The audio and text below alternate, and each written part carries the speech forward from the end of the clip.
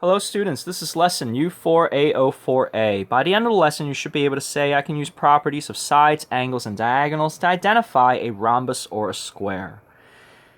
So students, what I'm going to do is I'm going to take a moment and just pause and reflect on the types of quadrilaterals that we've covered thus far. So the very first quadrilateral, specific kind of quadrilateral that we looked at is a parallelogram. And a parallelogram, by its very definition, is a four-sided shape where opposing sides are parallel to one another. That is the only real restriction we have. And then as a result of this, we were then able to show that opposite sides were congruent, and opposite angles are congruent, and diagonals bisect each other, okay? But they were all based off of this one restriction. And then the second quadrilateral that we looked at was a rectangle, which is basically, again, a parallelogram, but this time the parallelogram having one right angle in place. So, and then as a result of this, okay, the rectangle having other kinds of properties such as the diagonals diagonals are congruent to one another, okay, but also also having all the different properties associated with the parallelogram. So in this lesson, what we're going to do is we're going to take a look at another restriction that we're going to put in place, and that is we're going to look at a rhombus. Now, the only restriction for rhombus is that all four sides of the quadrilateral must be congruent. Okay, so let's take a look. So a rhombus, okay, as I've said in the previous slide, there is that all sides must be congruent, and actually that statement alone, okay, is in fact enough information to declare that this is in fact a parallelogram, because if you think about it, okay, what do we know about opposite sides in a parallelogram? The only restriction is that the opposite sides have to be congruent, okay? This was one of the properties that defined what a parallelogram was. So as it turns out, a rhombus is yet again another parallelogram. Now from this one restriction, okay, we can have two other properties stemming from this. Let's take a look. So what I end up with is, okay, if I have all four sides are congruent, and what I'm going to do is I am going to draw inside of this. So let's say if I draw in two diagonals where they intersect, okay, and recognizing that this is in fact a parallelogram, so therefore the opposing diagonals, okay, or actually not opposing diagonals, but the diagonals intersecting will be bisected. And because they are going to be bisected, can you immediately see that what we have here is our four congruent triangles, and all of these angles here that are adjacent to one another, okay, they are going to form a linear pair. So because the two corresponding angles are congruent and they form a linear pair, the only thing that we can conclude is, or the one thing that we can conclude with absolute certainty is, these adjacent angles therefore must be 90 degrees, which brings us to the next property of what makes a rhombus, and that is it's a parallelogram with diagonals perpendicular bisectors of each other. Alright, so now that we recognize that the diagonals are perpendicular bisectors of one another, there's also another property, and that is the diagonals, as it turns out, ends up being angle bisectors of one another, of all the opposing angles. What am I saying? So all the diagonals end up being angle bisectors.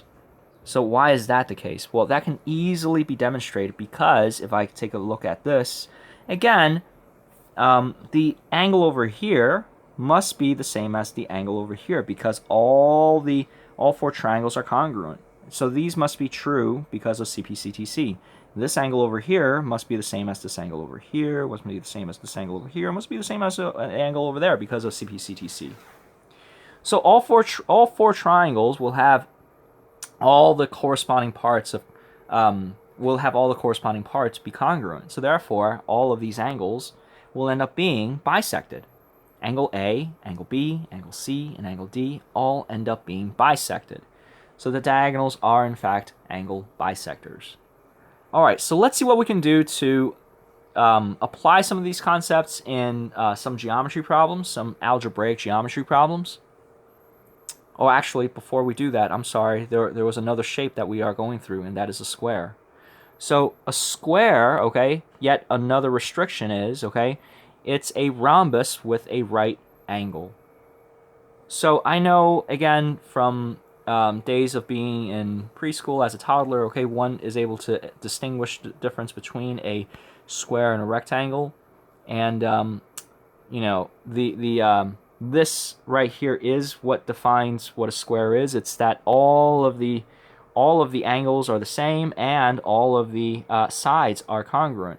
However, because we are in geometry, we're in high school geometry, we're going to be a little more refined in our in the way in which we're communicating ideas. Okay, so there's no need to say that all the angles must be right angles, and the only that is because if all the sides are already congruent, and if one of the angles is 90 degrees, then all the other angles must therefore be 90 degrees.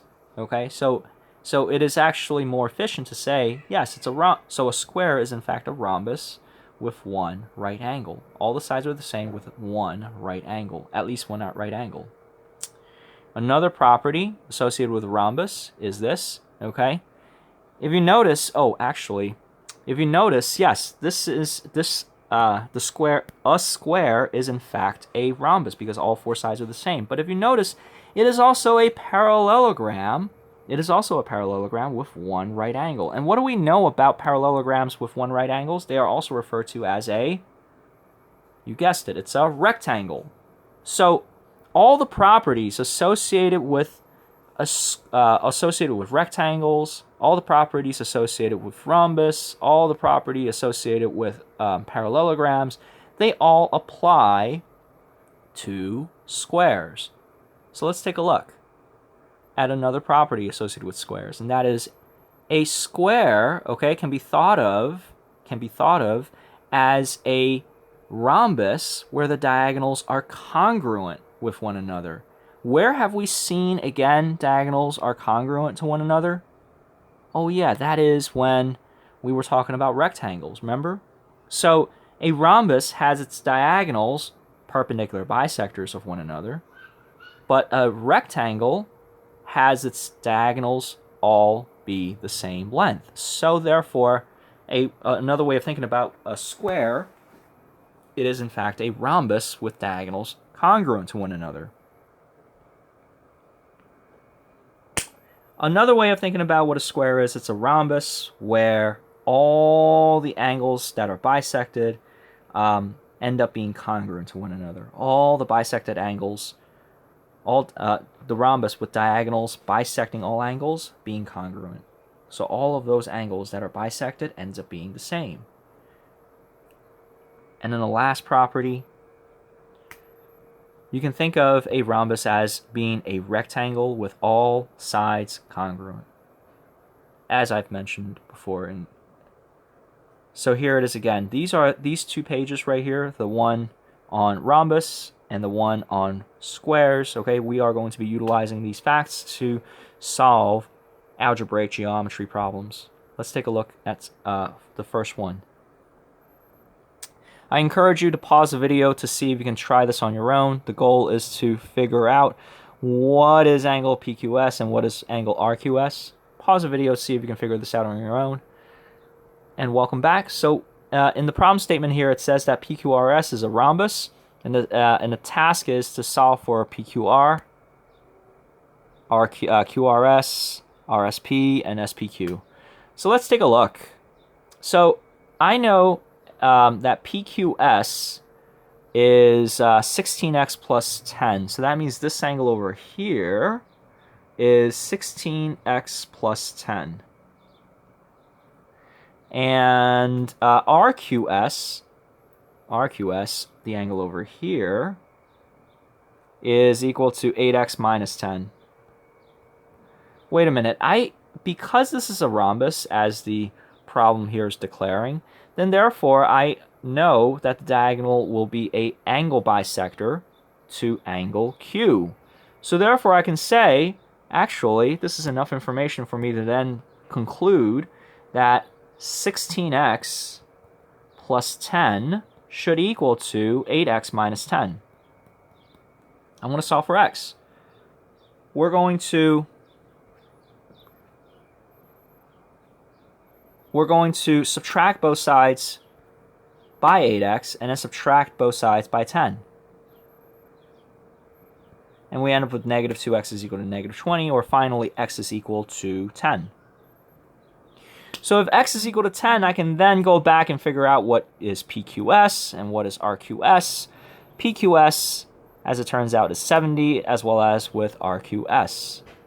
Now, knowing that the diagonals intersect and form 90-degree angles, okay, we have 4 congruent right triangles there, okay, that's one way of thinking about it, to find out what is QRS and what is RSP, okay, all those other angles, okay. But one way of thinking about it is to find out what PQR is, okay. PQR, you know, it is just 140 because it's 70 plus 70.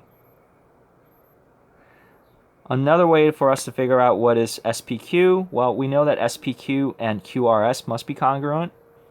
So because those two angles are congruent, they must equal to, and all 4 angles must add up to 360. So therefore I can say 2 times SPQ plus 140 is equal to 360, giving me SPQ equaling to 40 degrees apiece. So if SPQ is 40 degrees, then therefore I can conclude that the that QRS is also 40 degrees. All right, let's take a look at the last problem here, or not last problem. What am I saying? There's still one more after this. So I have again, ABCD is a rhombus. AC is equal to 8. BD is equal to 6. It's not directly drawn in, but these are the diagonals, so I encourage you again to draw in the diagonals for yourself. And I encourage you to pause the video and try the problem out on your own to see if you can figure this out. So hopefully you had some time to do that. So I know that AC is equal to 8, so therefore each of these lengths right here are actually broken up into 4 and 4. Each of the other lengths, okay, is broken up into 3 and 3. And I also recognize that these are all 4 congruent right triangles. The goal is to find the side lengths of the rhombus. So if I find the length of one side, I know the length of all 4 sides. So what I'm dealing with then is really I'm dealing with a right triangle where one leg is 3, the other leg is 4. This is a Pythagorean triplet. If you did not recognize that this is a Pythagorean triplet, you can always resort to using the Pythagorean theorem to figuring out what the hypotenuse is. So this is going to equal to 25 is c squared, so c is equal to 5. The hypotenuse is equal to 5. So therefore, the side lengths of the rhombus ends up being 5.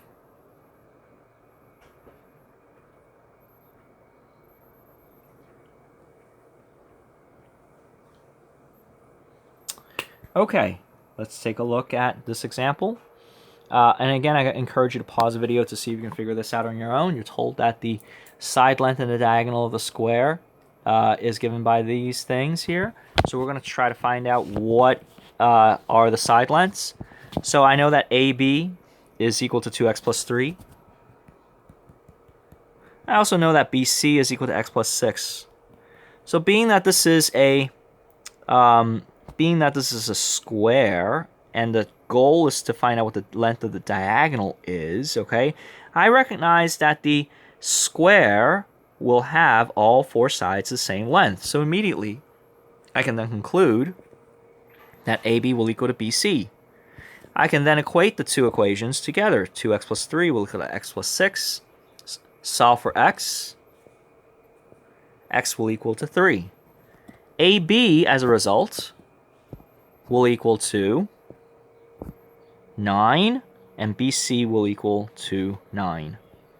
So wait a minute, if AB is 9 and BC is equal to 9, the task is to find out what is the length and find the side length and diagonal of the square. We found the side length of the square, but we need to know what the diagonal is. This is a right triangle here once again. So we're going to use Pythagorean theorem, or if you immediately recognize that this is one of those special right triangles, you can immediately conclude that the side length of AC is, in fact, 9 radical 2. But if you didn't know that, you can, of course, just use the Pythagorean theorem to figure that out.